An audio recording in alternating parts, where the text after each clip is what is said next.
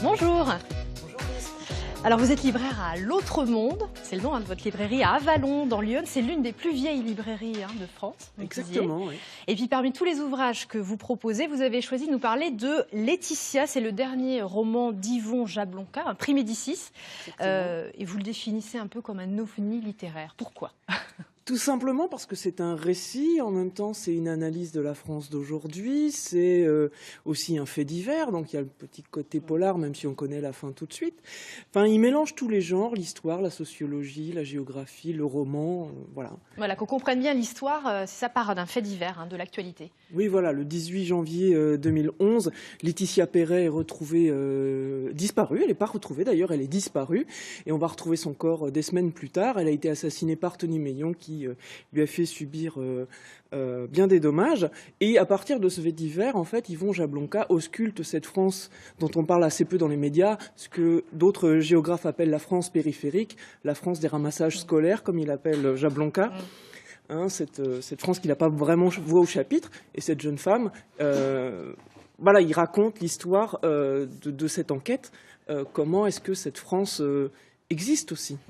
Oui, c'est vrai que vous disiez c'est un portrait social aussi, parce que peut-être Yvon Jablonka est aussi historien, oui. Ce qui apporte aussi une autre dimension à l'écriture.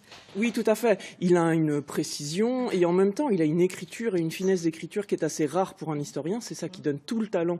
Et c'est pour ça qu'il a eu le prix Médicis et non pas un prix essai. L'intérêt aussi, c'est que Jablonka a beaucoup travaillé sur les enfants assistés, notamment dans la Nièvre, dans le Morvan, dans l'Yonne, voilà. Et il a aussi une attention très particulière au sort des femmes, les femmes battues, je sais que c'est un sujet d'actualité, et lui, il traite ça aussi très fort. Voilà, un livre fort émotionnellement, c'est ce que vous disiez. Vraiment, dans la lecture ça vous bouleverse. Ouais. Et en même temps, ça vous enrichit parce qu'il n'y a pas que de l'émotion, il y a aussi une réflexion qui est là.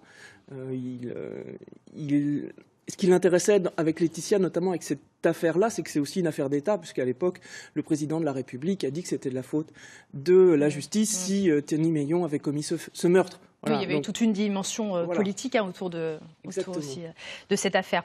Alors, ce qui est bien aussi, c'est que l'auteur, vous le connaissez peut-être déjà, en tout cas, il est attendu ce soir dans votre librairie. À la librairie, oui, voilà, à partir de 6h30. Voilà, j'imagine qu'il va y avoir beaucoup de monde là qui va venir du côté d'Avallon. On l'espère toujours. Ouais. Comment ça se passe, ces rencontres? Je crois que tous les 15 jours, vous proposez ce genre de... Environ. En moyenne. En moyenne, voilà, c'est ça, pas exactement. D'essayer de proposer ça à vos lecteurs. C'est un rendez-vous auquel vous tenez beaucoup, j'imagine. Oui, pour nous, les apéros de l'Autre Monde sont un moment où, en fait, les lecteurs vont venir rencontrer un auteur, vont venir aborder une thématique pour laquelle, parfois, ils n'ont pas forcément une attention, mais le fait que l'auteur vienne, ça permet un contact, ça permet d'aller vers des choses vers lesquelles on n'irait pas. Et voilà, c'est tout l'intérêt. Ça vient facilement comme ça? Il est disponible? Non, c'est des mois de travail, c'est des mois de séduction avec l'attaché de presse. On l'espérait sur la rentrée en octobre, ça se fait en janvier, vous voyez. Donc, c'est ça. Mais on a parfois des très belles surprises. Oui, ça paye, et j'imagine aussi que pour les lecteurs, c'est un moment fort de pouvoir avoir accès directement à ces auteurs. Vous ne faites pas que ça, vous organisez aussi un prix adulte, il y a un prix jeunesse qui va aussi se mettre en place. Alors comment ça fonctionne tout ça? On fait lire, pour le prix jeunesse notamment, je crois que vous êtes en partenariat avec des établissements de Lyon. Oui, de Lyon et de la Nièvre d'ailleurs, puisqu'on a 7 établissements qui participent. Ça fait plusieurs centaines d'élèves, que ça concerne les classes de 4e, 3e, seconde. Et là, on a une sélection de 8 romans et c'est les mômes qui lisent et qui élisent le livre qu'ils ont envie de lire. Donc là, c'est eux qui choisissent. Alors pour l'instant, ils sont en train de les découvrir là. Ce sera pas le vote est en mars. Voilà, le vote est au mois de mars et ce sera peut-être l'occasion de revenir nous voir. Pourquoi pas, pour en parler avec toutes ces initiatives.